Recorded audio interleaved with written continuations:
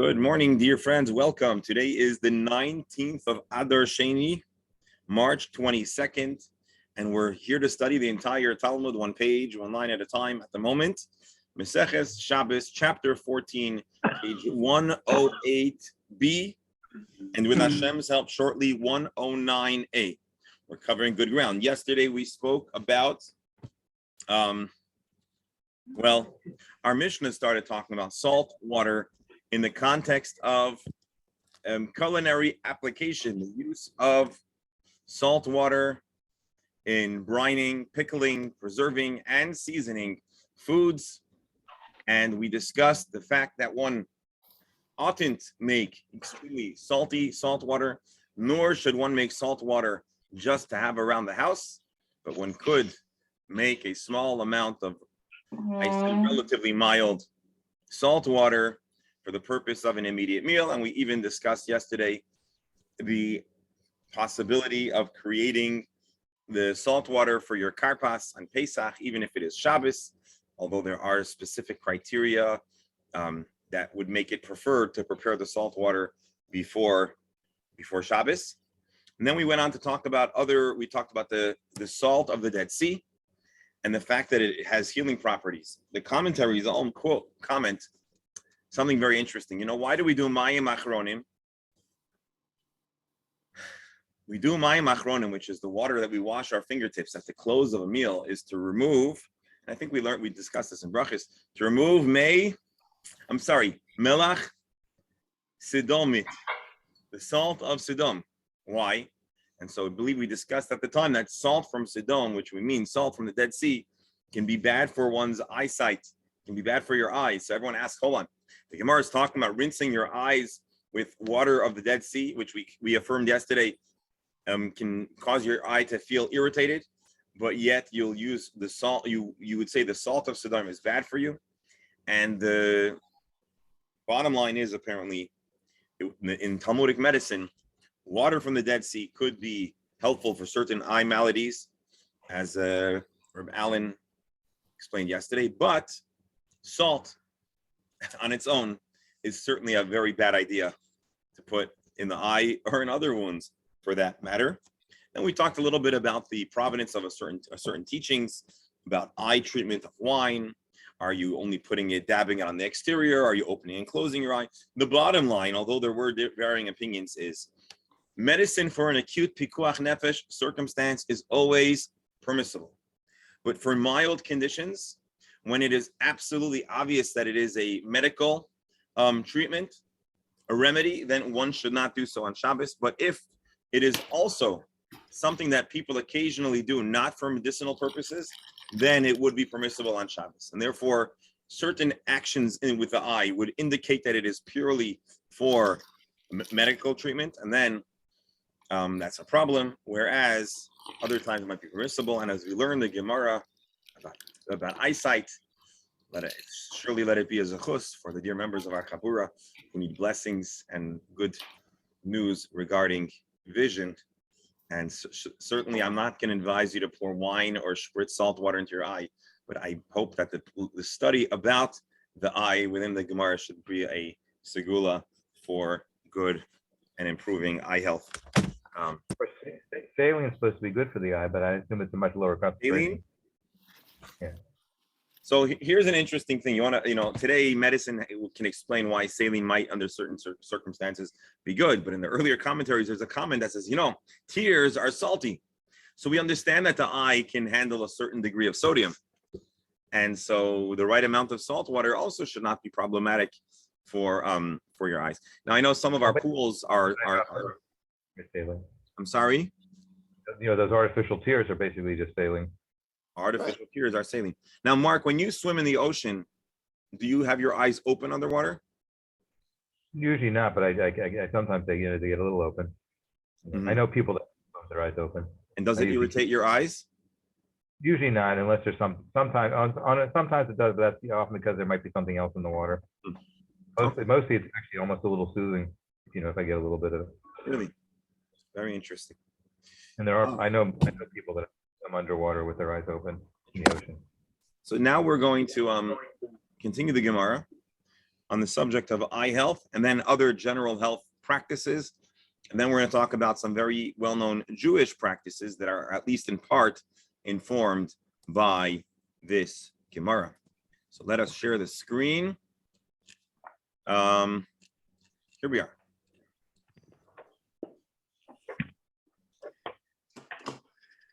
Amar Mar Ukva, Amar Shmuel. So Mar Ukva quoted Shmuel to teach the following. Shaira Adam Ki Lorin, a person may soak an eye salve, may erev Shabbos, before Shabbos in water, v'noisein al gabe einav b'Shabbos, and he could place it on his eye on Shabbos, v'einai choishesh, and he doesn't need to be worried about the fact that he might be doing something that is a remedy on Shabbos. Why not?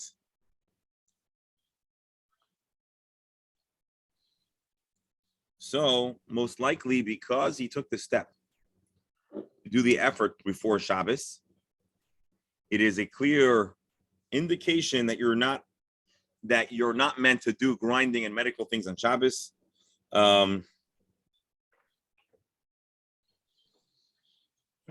And that is a hecker of sorts to allow someone. That's the explanation I see given over. So that's what Shmuel taught, that you're allowed to place a salve on your eye on Shabbos if you soaked it before Shabbos. Bar Levoy have a koi kame de Mar Ukva.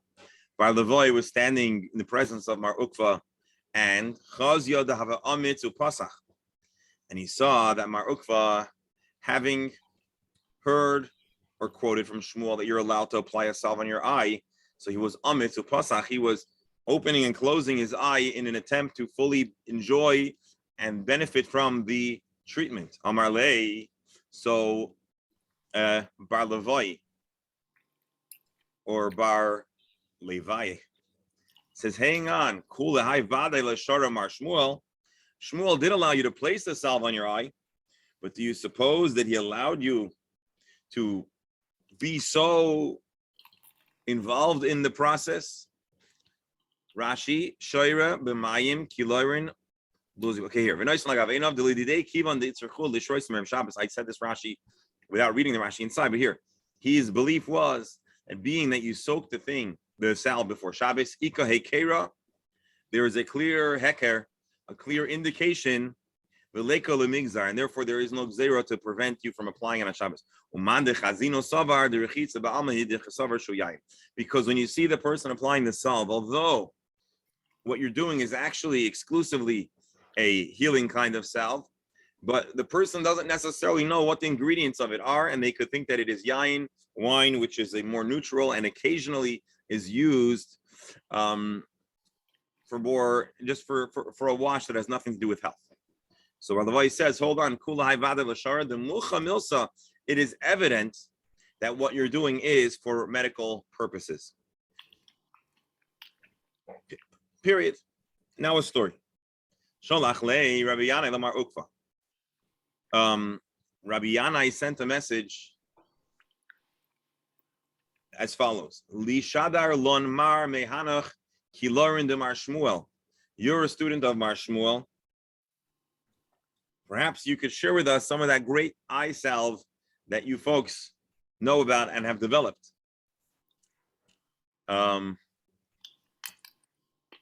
What's the connection between Mar Ukva and Mar Shmuel, who to my knowledge were later Amoraim? Rashi, Mar Ukva v'shechiach gabi Mar Shmuel. Mar Ukva was well acquainted with Mar Shmuel, and he was the head of the Bezdin and second in command to Mar Ukva. And so he says, you knew Mar Ukva, can you please send us some of the famous salve that you folks would use and you've talked about in the halachic discourse?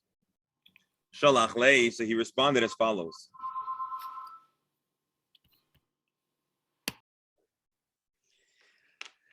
I have to correct myself. Maybe here Mar Shmuel is the famous Shmuel, which actually would make sense because Shmuel was a physician, right? Shmuel was a doctor, as we established not long ago.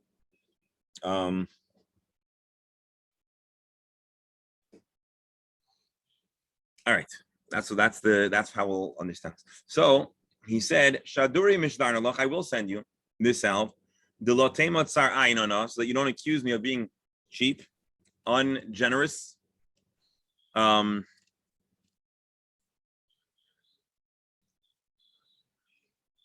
Elahachi Omar Shmuel, but you should know if you're worried about your eyesight, Toiva Tipas Soinen Shachris, the best thing you could do for your eye is a drop of cold water, Urechitzas Yadayim, and washing your hands, Viraglaim, and your feet, Bechamin, Arvis, in the evening, Mikol, Kilorin, Shaba'olam. You'll do a whole lot better washing with cold water, washing, I suppose, your eye. Let's see Rashi. Tipas Soinel Toichenav, a little cold water in your eye, and rinsing, washing your hands and feet in the evening than any salve in the world. Tanya Namihachi, indeed, we have a brisa that also asserts the same. Amar Rabbi Muna Mishum Rabbi Yehuda, Toiva Tipas Soin and Shachris, Rechitzas Yadayim Beraglaim Arvis Kol Kilorin Shabbat.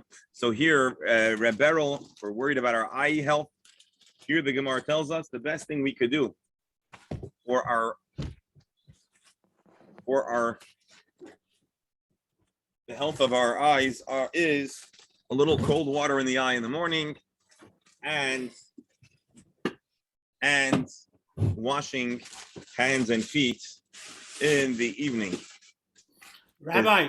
Yes, it wasn't. Pardon the noise in the background. It'll be done in a moment. Yes, go ahead. In historical context, this is very important because people weren't washing and was a big problem of disease being propagated because of that. So it's not just a simple saying. Today we'd say we have to be told that. So much so that there are many theories that say that one of the reasons why Jews, although I don't know if it's true, but if Jews were less impacted by some of the plagues of ancient times, it may have been because of mandated ritual washing. That, again, I don't know. It would be curious to see a study to show how much Netilas Yadayim, Negelwasser, actually eliminates pathogens. But yeah, washing is important.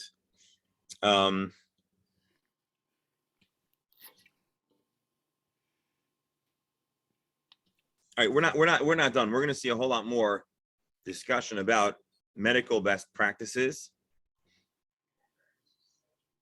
Of course, here's a little bit of a Kabbalistic take. Cold is like chesed, heat is like gvura. The morning it says that there's a chut chesed, in the evening there's a time of gvura, and the water. Anyway, so that's an interesting Kabbalistic take on the matter. What I wanted to take a peek at halacha here, although really the next Gemara will be the good place to look at it.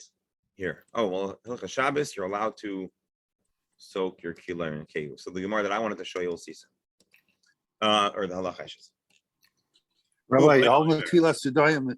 We'll talk about Netilas Yadayim soon because it's going to become very much part of the conversation in the next little bit. Hoya Aimer. This Rabbi Moina taught would say, Yad la'ayin, if you place your hand on your eye, touch your eye, tikatzeitz, it should be cut off. I don't think he literally means that a person who touches their eye should have their hand cut off. He means that a hand to the eye is bad news. Yad l'chaitem, touching the nose, tikatzeitz, it should be cut off, bad news. Yad l'peh, touching your mouth, tikatzeitz. Yad la'oit, touching your mouth, the same. La'oiz into your ear, yad l'chasuda, touching a... Rabbi, we only have 2 arms. How many times can they cut it off? He's at 4 already. Well, once it's cut off, you can't touch anymore, so you won't be a repeat offender. Let's see, Rashi. Tikatzeitz. What does it mean? Chop it off. I think that this teaching, along with Netilat Yadayim, is yet another important. Hold on, I did it one time, Professor. We didn't say Netilas Yadayim yet. 1 second. Don't give away the spoiler alert. No, what I want to say is that the less vulnerability to contagious diseases through Middle Ages might also be explained by the unwillingness to touch the face with one's hands. Oh. This is a big contributor according to the modern views of medicine. And the third thing which we didn't mention is possibly Jewish value of immediate kavura, of burying with more urgency could also avoid the spread that would be associated with human remains. Let's see Rashi. What does it mean you should chop it off? Because as Rebero points out, you're going to run out of hands pretty fast. So it doesn't mean you should actually cut off your hand. It would be best. It would be in your best interest if your hand would be severed. Because, and this is Rashi's take on this Gemara, there is an evil spirit that is on the hand, and this evil spirit could have a negative effect on all the different openings or sensitive parts of the human body. Okay, we're talking about an injury. We're almost done. Hold on. Don't touch an injury. A person shouldn't touch their private areas. Nor their anus, yad, legigis. Don't touch a barrel of beer. Yad misame, because a hand causes blindness. Yad machreshes, a hand causes deafness. Yad mala polypus, a hand causes polyps. Rashi has a different interpretation. So long story short, Rabbi Mona taught that a person shouldn't touch vulnerable areas on the body or in society. So any area where it's easy to introduce in bacteria, infection, and microorganisms to the body, that is where he says you shouldn't touch. So the question is, what does he mean? Does he mean you should never touch your eye? Or let's see Rashi, which I think I might have skipped. Yad la'ayin, shachris kaidem she'ito yada. So Rashi's take on this brisa is you shouldn't touch any of these places or things until you wash netilas yadayim. Once you wash netilas yadayim, touch away. That is, yes. It's amazing how much have we been bombarded during COVID to wash your hands. Yeah. I'll tell you, we have a special needs daughter who has different medical vulnerabilities. And so in our house, we've always been more mindful of washing hands or hand sanitizer. And so to us, the COVID hand washing thing was really not much of a surprise. And I suppose anyone that has had to care for people that are medically or have a weak immune system is likely aware of this importance. Not only washing the hands, but also not touching the face. Right. It's also part of the COVID. So that's the strategy. thing. Right. And actually, in the very beginning of COVID, that was one of the important points that were being discussed. And one of the concerns that initially were with a mask is that as much as the mask protects the face, it might cause a person to be more frequently touching the face. And so you have to be very disciplined to fully benefit the protection that the mask may have to offer. Yes, doctor. Just as an aside, question: what is the background of the Sephardic custom of kissing your hand after shaking Shabbat Shalom or getting a whatever, kissing your own hand after? I don't know, but I've assumed that it's a cultural way of showing affinity and respect. I guess the same question could be asked about kissing the mezuzah. Touching and kissing the mezuzah, a person sneezes and then chooses to touch the mezuzah, or even not, it could become a what's the word, a vector of it. Yeah. And then interestingly, there are varying customs about what to do with the mezuzah. Some people just will look at the mezuzah, others will touch and kiss their hand, others will just touch the mezuzah. And I think during COVID, actually, I remember, again, a lot of the conversations that happened in the beginning, not that they became less important, but I remember in the beginning of COVID, there was a lot of talk about suspending the practice of touching the mezuzah because of that very concern. Same thing with the Torah. Yeah. I mean, I think the medicine, the medical facts that only came out a good while later ended up indicating that it was less likely to be on a non-living surface and more likely to be airborne. And I think that's why the emphasis, it became somewhat more muted as a greater priority was, other types of protection, distance and masking.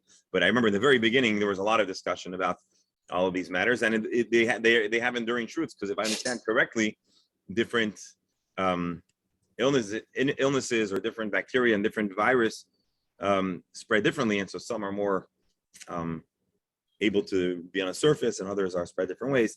And so the principles are true. Anyway, so Rashi says that we're talking about before Netilas Yadayim, but after you wash your hands, you can resume doing whatever you would like. Not everybody has the same take.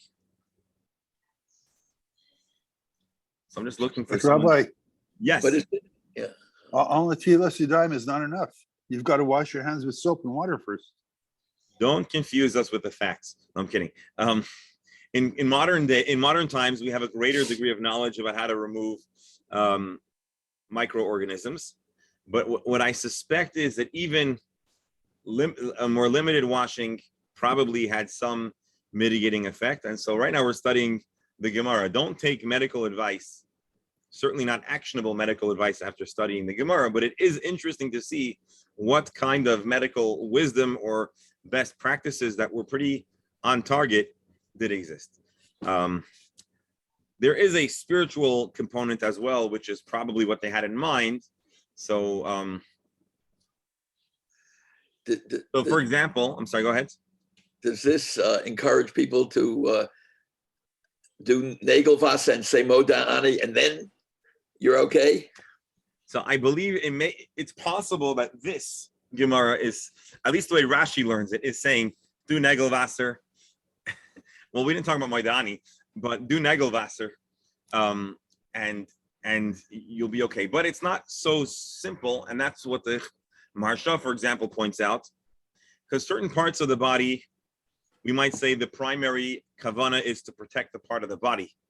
But other parts that we're saying not to touch can also soil the hand or have other detrimental results.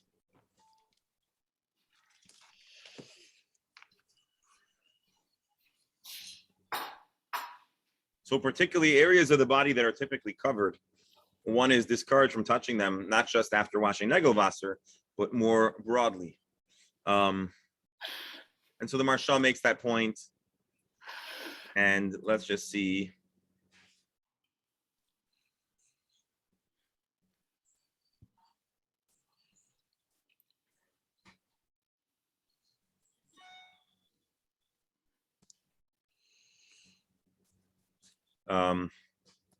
One more here.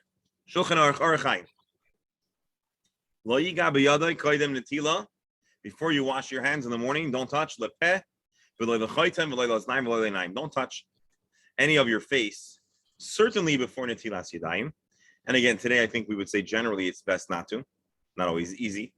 And then the next halach in the Shulchan Aruch says, "Afilu mishanat yadav." Even if you did wash your hands, lo yimash b'piyat the bas tam b'pnei shmegel l'dei if the yigam b'makam hakaza she mishmush hayad mazak l'chabar. It says, don't touch anything that's covered, and additionally, don't touch a wound even when your hands are clean, because touching and playing with an injury will cause greater harm. And so this is the halacha. This is the Shulchan Aruch, but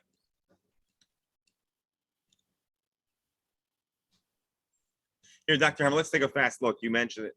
Here, Dinei Netilas Yadayim. Yirchatz Yadav Yivarech Al Netilas Yadayim. A person should wash their hands. Yeshem Gam Asher Yatzar Filo Asasracha V'chinagu. Minhag Ashkenaz is in the morning to say Asher Yatzar even if they didn't use the restroom. Mayim Absul Netilas Yadayim L'Suda. Sherem Netilas Yadayim L'Tfila. There are certain leniencies about which kind of water that can be used. For this washing, even though for a Suda there's more strictness. And you should make sure to do it 3 times. Actually, that's later on in the Gemara, but we'll take a look at it now. And actually, we'll open this up as a separate, if I can. Let's try to open this in a separate link so we'll have it available.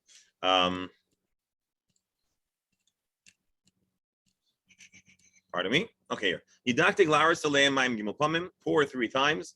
To remove an evil spirit.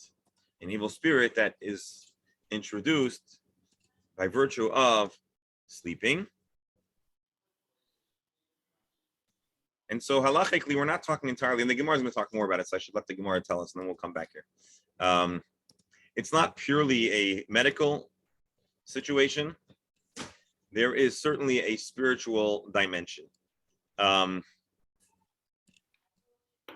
What's wrong with touching a barrel of beer? Well, if it's not nice to touch food and certainly liquid. I think they're worried about the beer. Yeah, we are. But the question is, what's wrong with the beer? So you might think that you're going to contaminate the beer, but there's another problem too. At least according to Rabbi Steinsaltz, the beer will not ferment. So you want to make beer, you stick your dirty hands in there, and you're going to mess with the process. And a hand that touches male polipus will cause blindness. And others, did we see? No, I'm sorry. I missed. I'm sorry. Yad misam, a hand causes blindness. Hand causes deafness. A hand brings polipus, which here Rabbi Steinsaltz says polyps. Is there Rashi? Rashi disagrees. Ruach hachoitem v'hapeh. We're talking here about foul breath. So maybe touching the nose or mouth could cause polypus, which Rashi says is foul odor. Yeah. There's some very important lessons here. You talk about touching the ear, what could be. But the biggest problem we have today with ears is people cleaning with Q-tips and going too deep. Right. The biggest problem. Yeah. So you're saying a lot of times the greatest harm we do is when we're trying to help.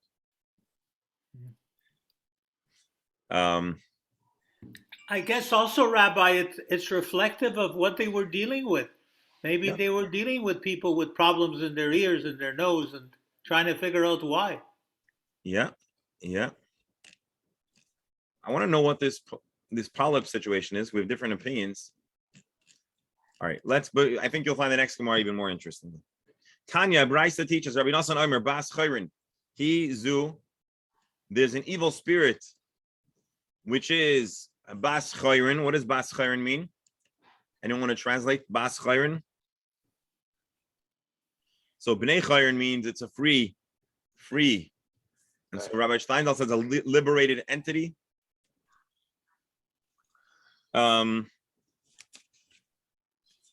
Haruach Hasher al Yadayim of Ne'atfilah. This evil spirit is a free agent.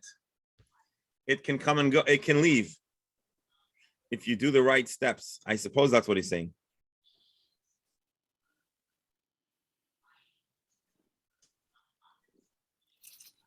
Umakpedes, and she's there to cause trouble. Until you wash your hands 3 times. Rashi Makpedes binetilasain and linoit la yafa. So she hangs out on your hands, whatever this Bas Chayrin spirit is, until you wash Negelwasser, until you wash Natilas Yadayim 3 times. So I don't know if they teach this Gemara in preschool or in Hebrew school, but it seems like this was a esoteric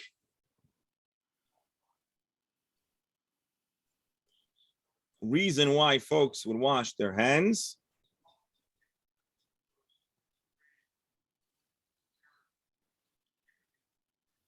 Others explain that the Bas Chayrin word means that she is a cultured spirit. She's dignified. All she wants to do is encourage hygiene. This is a good spirit. Rabbi Yochanan taught, Puch Mavir Bas Melach. You want to get rid of another evil spirit, another spiritual spirit problem. Well, the eye, remember we talked about the kol. So Puch is the thing, the applicator that puts eyeshadow, Rashim Noisne Be'enov, Puch Mavir Bas Melach. So if you have an issue of this spirit called Bas Melach, well then the eyeshadow can be helpful. And one of the things that this spirit does is it causes a proliferation of, it shuts off tears, which is not a good thing. Actually, no. Again, Rabbi, block the tear ducts. I take it back. Yeah. Eyeshadow gets rid of bas melech, which could be harmful. It stops tears by blocking the tear duct, it sounds like here it's a positive. Umar b'seir ba'afapayim, and it also causes increased eyelashes. So, sounds like a case for eyeshadow. Tayin amihachi, indeed. A brisa that teaches Rabbi Yossi Emer puch maver bas melech poisek hasadima marbe seir be'afapav. Let's see Rashi. No, let's see. Let's read a little bit about the bas chayrin. Pirush baruch yesh lekaved beruchais. K'may ben chayrin b'nei adam. It's a dignified spirit. Among the spirits, he gets an honorable aliyah. V'ayni b'derech melitza ritzayna leimar koyach nechashim akarvayim shadarkam liyas b'churim v'stakim. Shigam hi mazak koysim v'damim. Bas chayrin could mean that it is akin to a snake.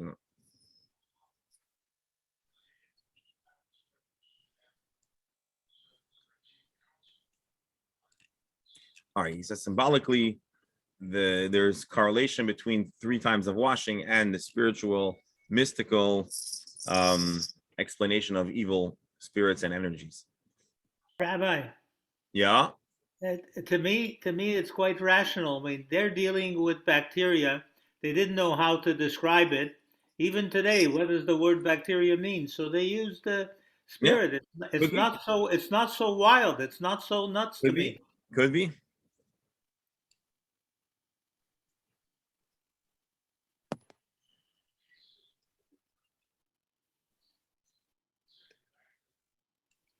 All right, let me show you this. This is also a mystically oriented teaching. Nearly b'siyata d'shmaya. Chayrin lashon chor. What does it mean? It's a bas chayrin. It means that it's like a hole. I'm sorry. Right? So loymar shechenes v'shoyer ben ha'etzba'is shem shoyrim al ha'yadayim. It hangs out between the gaps in the fingers. So what does it mean that it waits for your hands to be washed 3 times? It primarily hangs out at the end of the fingers, primarily in the final joints of the fingers. And so when you wash it one time, it jumps from the bottom joint to the middle joint. And then you move it to the end of the finger. So he explains there's this gradual removal of this spirit. Okay,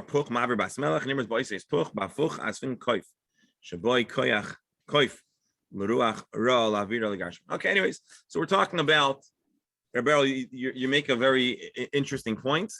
I'm always hesitant to entirely rule out matters that are more of the spirit, but there is certainly a strong case to be made that a lot of the ideas that we describe in esoteric sense could today be correlated with microorganisms, which people couldn't quite see or understand, and so they understood it in that context. So, my dear friends, this appears to be the Gemara that gives the origin of Netilas Yadayim. Now, I don't want you to get the impression that we are saying that being that the reason for Netilas Yadayim was for these invisible microorganisms that today we know or don't know about why. So it means we shouldn't wash Netilas Yadayim, or we could use, let's say, hand sanitizer. I don't believe that's how Jewish law and Jewish practice works. But here, let's just take a fast look. Why do you have to pour 3 times? So the commentaries tell us to learn this Gemara. Here, the Be'er Hativ, who is quoting from a number of other earlier commentaries, you might think that if you pour a whole large amount of water at one time, that should be better than 3 splashes. That doesn't work. Because the nature of how these spirits leave the person is if you give 3 splashes, And so the way you wash your hands for this morning washing is biseirugin. And that's indeed how we wash our hands. Once on the right and once on the left. Once on the right and once on the left, 3 times.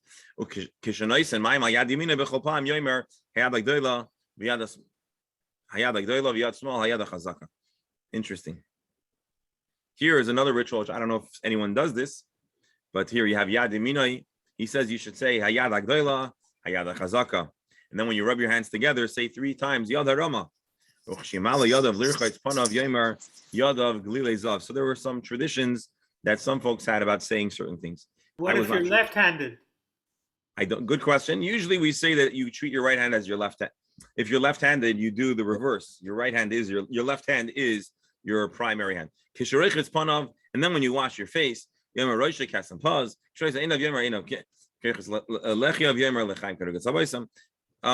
we have this interesting ritual which some people apparently did when they would go through the morning washing. They would have verses or excerpts of psukim of Tanakh that allude to each of the steps. Here he says, although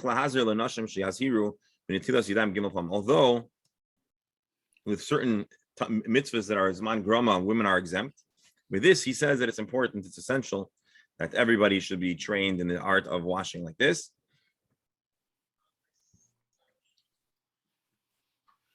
And then he says like this: should stretch out your hands. So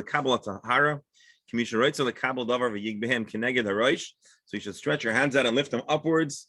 And then he says, by the way, FYI, one should also be mindful to rinse their mouth, except for on a fast day. And so halachically, part of the preparation for prayer is not just removing the impurity in the tumah that we're describing on the hands, but also to rinse your mouth. Drive safely. So Rabbi, why do we? If you only wash your hand one time, that should also work. Let's take a look at the Mishnah Berurah here. And then we'll go back into our Gemara. No? You gonna load for us? Folks, thank you for your patience. Let's see if he'll give us the Mishnah Berurah. We'll open it in a separate link. No.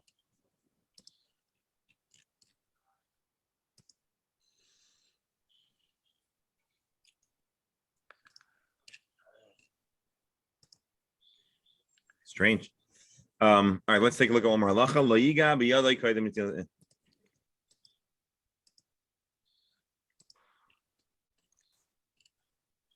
The Mishnah Berurah open now. They don't want us to see the Mishnah Berurah.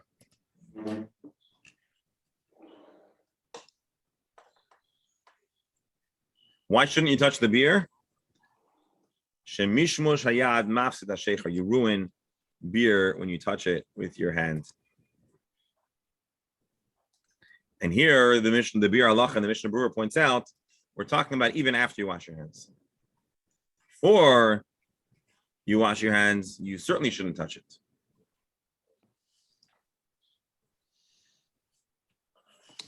Others say, the Taz, the Bach, and the Biuri Hagara say that we're actually talking about primarily before Netilas Yadayim, because then you're introducing evil spirit to the beer and damaging it. Afterwards, if you damage it, it's your problem. Based on this, a person should be very mindful not to drink beer because of the possibility of it being contaminated. Then he says, he says, although from this Gemara, one should be very mindful about not eating food if you don't know who's handling it, because the factory workers don't necessarily do netilas yadayim, but the Mishnah Berurah says, yesh lahakal b'yavad. You could be more makel in this regard. So that's an interesting question and an interesting point. And our Mishnah Berurah is still not loading.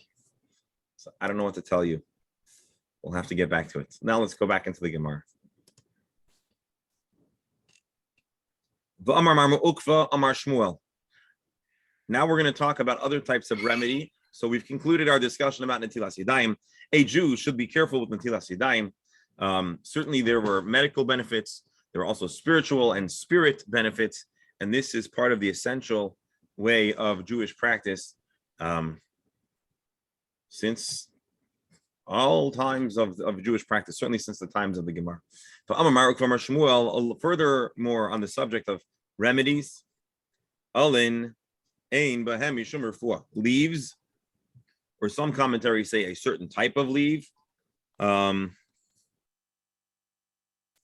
either Alin means leaves or Alin means a specific type of leaf. Ein, Bahem, Yishum, Refuah, there is no health, there's no remedy in it, doesn't have any medical or healing properties. Rashi b'achilasai, it doesn't help your vision. Or Rabbi Steinsaltz says placing it on your eyes, but whatever the case is, one may do so being that they do not bring any healing. Amar Rav Sheshas further taught, Kshus ein bahem mishum refuah. Coriander does not bring healing. Was it coriander that we said was related to the cilantro plant? Yeah. So therefore you can eat it on Shabbos. And then Rav Yosef said something very interesting. I'm sorry, no, I'll take it back. Kshus coriander.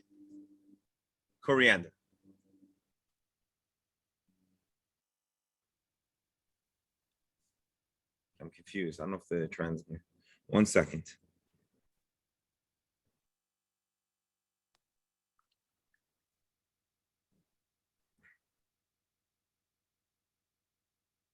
I skipped one. That's okay. Hold on. I'm gonna have Yosef. Rav Yosef, because coriander doesn't have healing properties. Hops also don't have any health value. Rav Yosef then chimes in and says, the kuzbarta that I mentioned, the coriander seed that I said doesn't help. Afilu lididi koshali. As a matter of fact, not only is coriander not good for your vision, it's bad for you. And even me, Rav Yosef, who was blind, no. What? Kuzbarta, afilu lididi kashali. It is bad for me. It is bad for him. Rav Sheshis then says, Gargira. What's Gargira? Gargira is, we're translating as a rocket plant. Here he's translating arugula. Okay, so we have varying translations. I like arugula, so we'll call it arugula. Arugula, afilu lididi mailali. Even for me, Rashi says, the Mari Naimana, Rav Sheshos was blind, and so was Rav Yosef. It is good for me. So Gargira is so good for a person, even a blind person can benefit from it. Mar Ukva taught in the name of Shmuel, Kolmine Kishus Sharu Levar Mitaroza. All types of hops are sharu, are permitted on Shabbos, Levar, with the exception of Taruza, which is a certain kind of plant. Why are they all permissible? Because they were edible and eaten more broadly. The Taruza, whatever it is, was exclusively consumed. Rashi says, if you only eat it for healing, well then, your consumption of it is clearly for health benefits. Whereas the other ones are also consumed as a snack, and therefore there's no proof that it's healing. So let's just take a fast recap of this Gemara. We're talking about a variety of herbs and plants and discussing their medical properties. Primarily, although we're talking about general health, we're primarily talking about eyesight and eye health. So we talked about the neutral effect of coriander, hops. Apparently, coriander is not only, according to Rav Yosef, it's not good for you, it's actually bad for you. So any other commentaries chime in over here?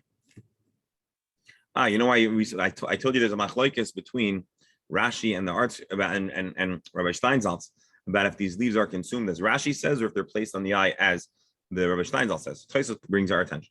Rashi says we're talking about eating it. Here we're talking about that you're placing these leaves on your eyes. Because indeed our whole Gemara has been talking about applying it to the eye. V'oid I b'achila mayri hechiaser. That doesn't make sense because most kind of plants, vegetables, you're allowed to have a salad. You should be allowed to eat it. And similarly for all these things, because barta is allowed to be eaten. And so Tosfos takes the position that we're talking about putting it on your eye.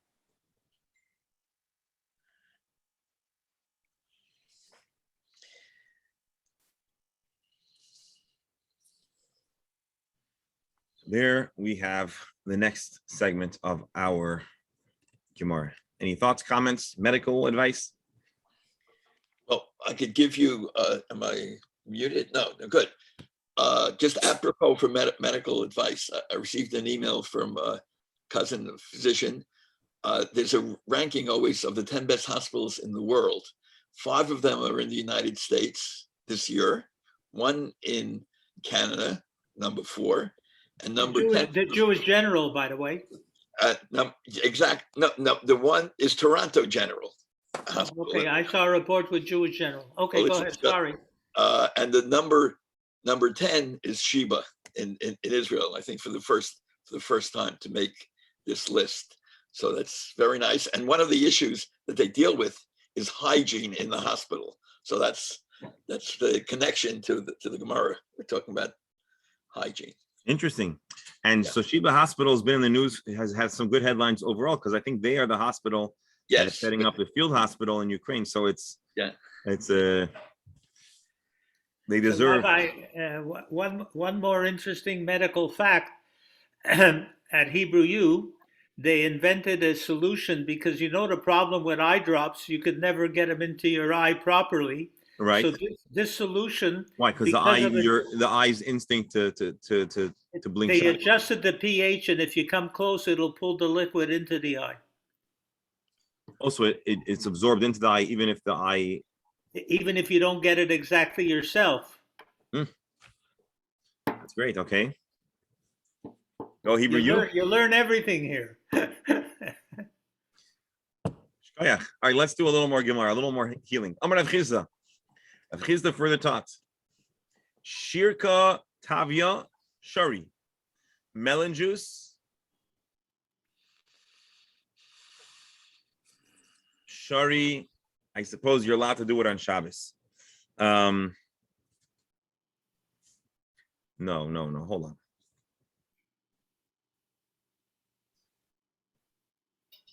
Hold on one second. Let me see something.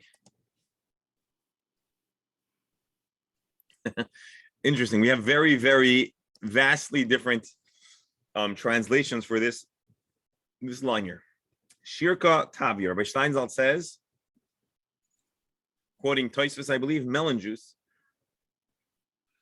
can be strained and consumed on Shabbos. Pipuei bei, the juice of pipuim, they cannot be consumed. Let's see Rashi, and then we'll see Tosfos. Rashi writes, what is Shrika Tavia Lishroik v'latoyach shemen ubeitzim ugugolim alatzoli, to coat and to cover and to baste oil, eggs on top of a roast. Keshucham mishachashecha shari. You're allowed to place these things on top of a hot roasted item on Shabbos. So long as it does not have enough heat to cook. This is not considered. So basting a roast is allowed. A warm roast can be covered with oil or an egg, as long as you're not cooking it. Although it has the appearance of being problematic, it's not usher. Now let's take a look at Tosfos really fat. Rashi says, "Litrayf beitzim u'golim bakara." But you're not allowed to, according to Rashi, you're not allowed to scramble or whisk an egg. So it's rare that we have such vastly differing interpretations. Let's take a look at Tosfos.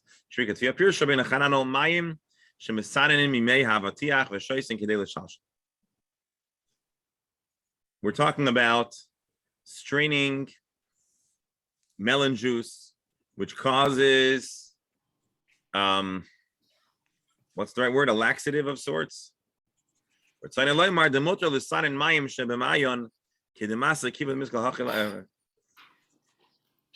Anyways, you're allowed to strain this liquid because it could be consumed without filtering. You can even filter it. But these other fruits you cannot do on Shabbos.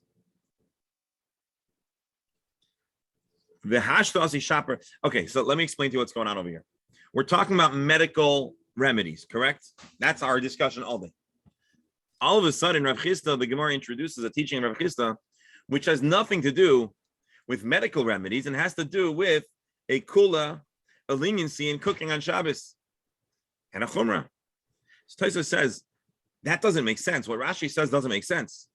Whereas Rabbeinu Hananel's interpretation that says that these Aramaic words are describing remedies of straining, that keeps the whole Gemara in the same line of thinking. Whereas Rashi is going to have trouble explaining why the Gemara suddenly pops in these funny, not funny, but these out of topic or off subject matters. So again, just to go back, you see you have mixed eggs or oil to be basted on top of a roast. If it's hot, so long as it's not burning hot.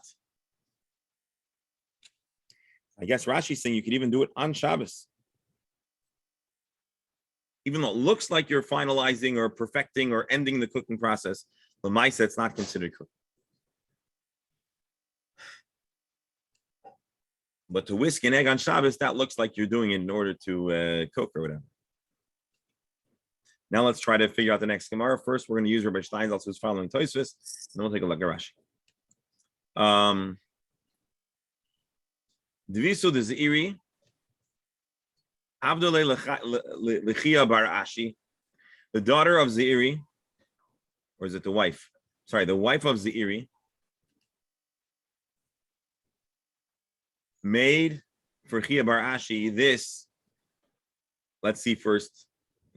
Tosfos and Rabbi Steinsaltz, he made this melon juice concoction, and Chia Bar Ashi didn't eat it. Amalei, she says, L'rabach avadile v'achel. I've done this for your teacher. Chia Bar Ashi is the student of Zeiri. V'atle achalta, are you going to be frummer than the Rebbe? So he answers no. I'm sorry, the Gemara explains. Zeiri litamei. Zeiri would explain, according to his reasoning, Amar Zeiri, Noisin Adam Yayin Salal Mayim Slulim L'toicha Mishameres B'Shabbos Ve'ini Choishesh. Zeiri says you're allowed to put wine or clear liquids in a strainer without any concern. Why?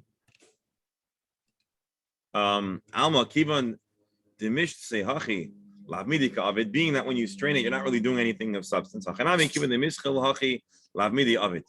Being that you're not really improving them by straining them.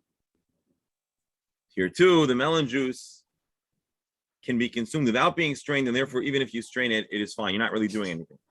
This is going to be the way Rabbi Steinsaltz explains the Gemara following this pshat. So again, Tosfos explains that we're talking about a melon juice. Zeiri, whose wife did it for the student, Chebar Ashi. Zeiri, the Gemara explains, believes that you're allowed to filter something that doesn't need to be filtered, and therefore you can also filter this melon juice.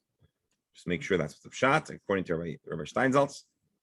One may place clear wine and clear water in a strainer used to strain dregs, because it can be consumed even without. Okay. Rabbi, they mentioned up above the fruit called pipulium or something. I'm sorry, go again. They mention a fruit a little higher up. Yes. Pipium. Yes. That's opium. Opium. That sounds fun. I'm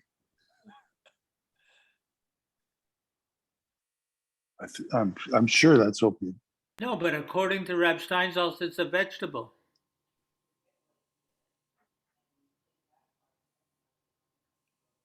Hold on.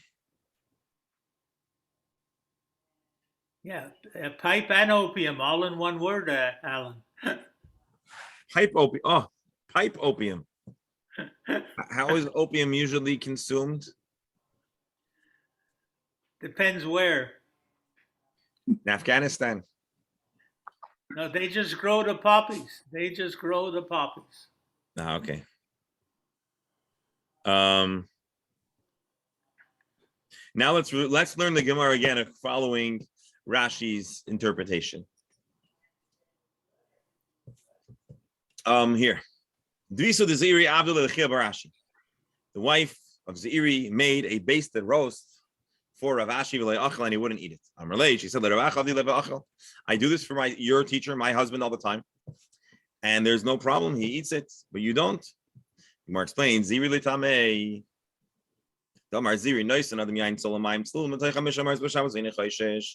You're allowed to filter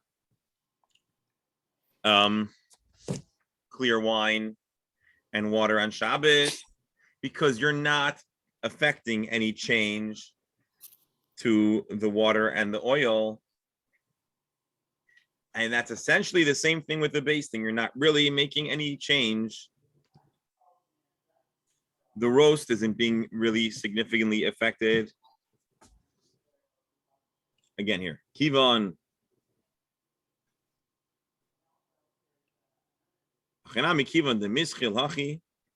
Because you can eat it without its basting, lav midi ka'avid, the fact that you're pouring a little oil and a little egg on it does not mean that you're not doing anything. Rashi,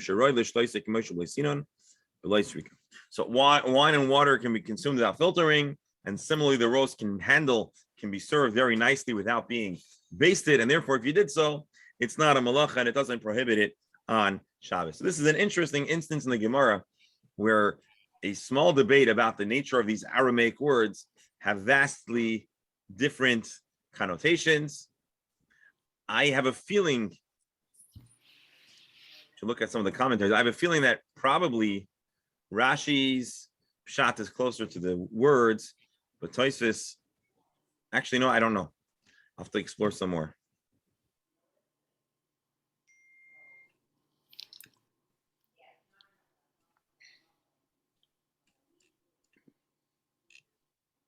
All right, it's 11 o'clock. Dear friends, I hope you found today's Gemara interesting.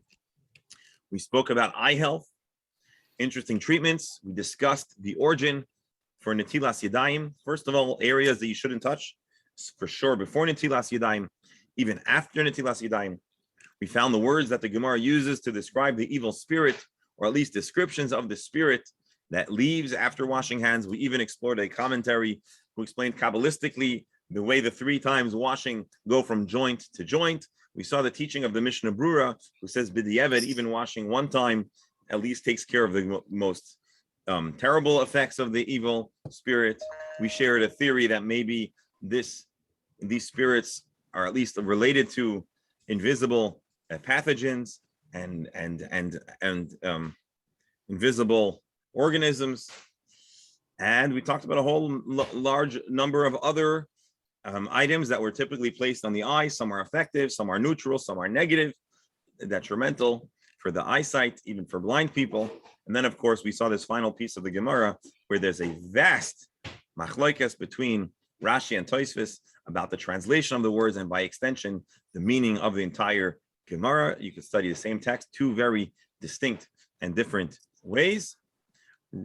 And at least we know Tosfos, the pshat that Tosfos quotes from Rabbeinu Chananel, has a preference in the general context in that it remains faithful to the subject of remedies.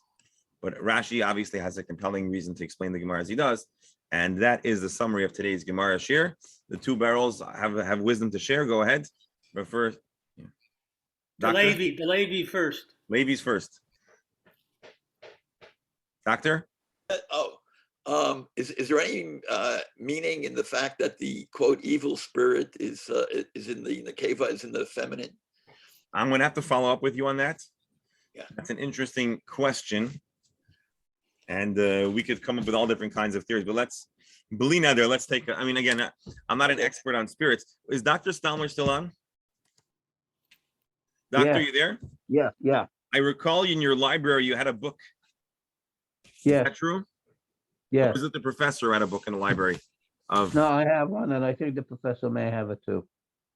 but you have it too? I definitely have it. Could we give you some homework to look up what it says about the Bas Chorin or the Bas Melech and see if there's any discussion in the I can look it up in the glossary and whatever and see if there's any. Okay, Shkoyach, please share with us the results of your research. Okay. Rabbi, can I leave an important question to look at in the background here, especially the story with Reb Zeiri, and if we're going to hold Minhag Kedin, does that mean that certain things are allowed only if that is your minhag, or could I do something and say I read Reb Zera did this and this, even though I had no connection to that minhag? Well, the question that we have to discuss tomorrow is why are we calling it a minhag versus halacha? And although at a certain point there may have been varying halacha, your halachic practice, our halachic practice, would reflect the Shulchan Aruch and would have more of a direct, and would be clear and not ambiguous because we don't paskin directly out of the Gemara. We would follow the code of Jewish law, which. But we have ambiguous situations. What we eat Pesach, for instance. All right, so let's pick up tomorrow. We can I don't discuss expect an answer. the distinction between minhag halacha. Anyways, we'll talk about it tomorrow. Gentlemen, Yasher Koyach, let's have an abundance of good news and healthy news and happy news for everyone here, and a big Yasher Koyach. Please rejoin the link to study today's book.